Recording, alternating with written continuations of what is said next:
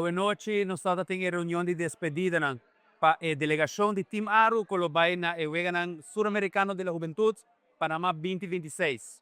Awe nos duna uniforme, duna informação, duna pins e mais importante, reconhecer esses três atletas que têm 6 deportes no bay Panamá e assim representar o Comitê Olímpico Urbano e claramente Aruba. Nós também temos atletas de diferentes deportes, onde nós conta com natação, triatlón, atletismo, gimnasia artística, taekwondo e ajedrez, e junto com o equipo de COA e ng treinador lota na Panamá entre a fecha de 12 de abril até 25 de abril.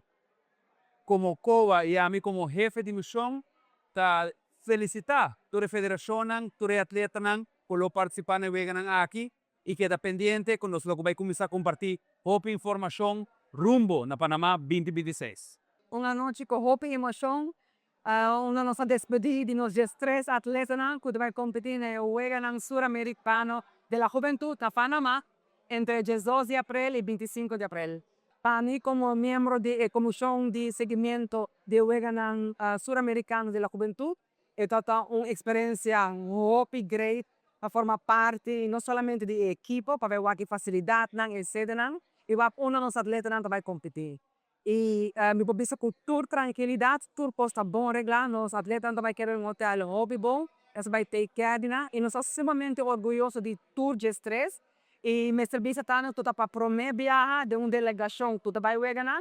Nós temos deporte de ajedrez, é um deporte hobby popular na Panamá. Nós temos 2 atletas com a unificação e mais por claro, não também junto conosco para o Weganan Sur-Americano na Panamá.